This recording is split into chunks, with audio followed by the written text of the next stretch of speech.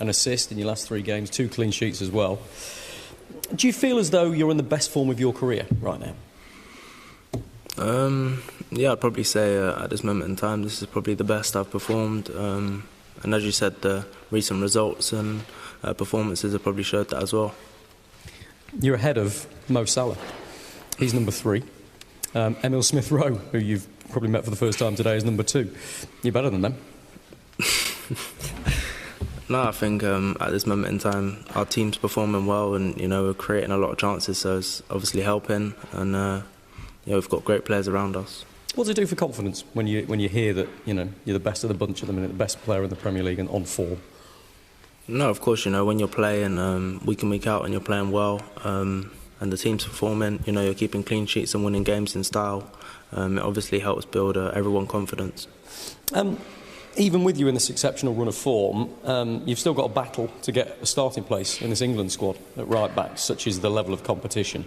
So when it comes to Trent Alexander-Arnold and Kyle Walker, your competition in this particular squad, compare their strengths and yours for me. How do you think you're slightly different as players? It's not a straightforward question, is it? I'm sorry, it's but not. No, I think each one of us have a different style of play. Trent's obviously been at the top for quite a few years now, and obviously Kyle Walker as well. So the competition's very tough, and there's obviously other fullbacks that are not here as well that are also at a very good level. So yeah, I mean, I'm competing with obviously very good players, so it's quite tough, and we just have to keep pushing each other. Those 3 players I mentioned there, you're from Chelsea, Trent is obviously from Liverpool, Kyle Walker's from City, and it feels like those 3 are the 3 clubs involved in a 3-way battle for the Premier League title. How do you put that aside? Are you able to put that aside when you're with England, and how difficult is it?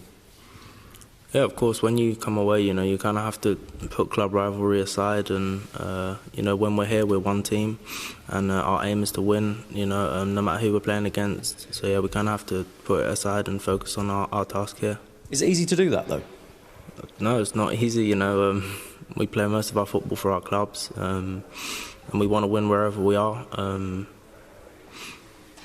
Talk to me about Emile Smith-Rowe, because it wasn't that long ago that you were, you called up by the senior squad and training on that big pitch for the first time.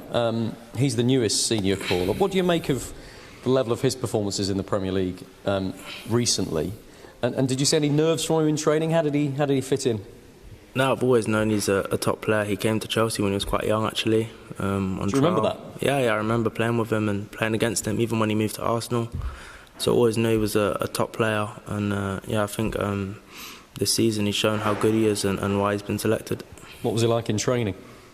No, he's what he's like in games, everyone can see how well he is and how well he's been doing.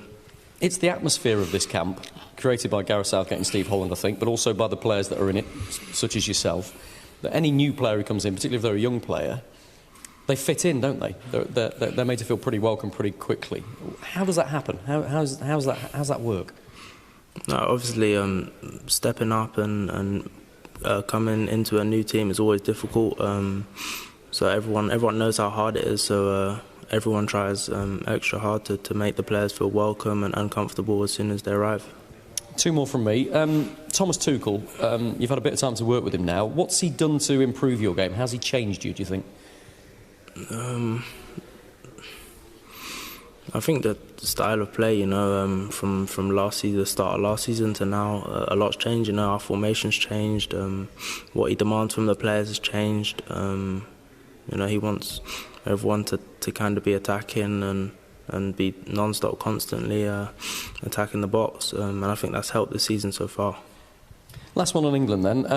On paper, these 2 games coming up against Albania and San Marino are games that England ought to win comfortably. That's what the form guide and the FIFA rankings all tell you. Have you allowed yourself to think, after all the success that England had in the Euros, making it all the way to the final, of just what might happen in Qatar and how exciting that could be for you?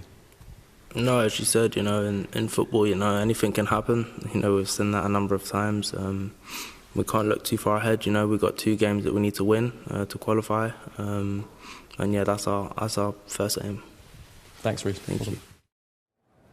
OK, we're going to leave Reece James there. Interesting he mentioned Emile Smith-Rowe in that news conference. We will hear from the New England man tomorrow morning from 7 on Good Morning Sports Fans, of course, as England prepare for what is a crucial couple of games on their journey to Qatar 2022.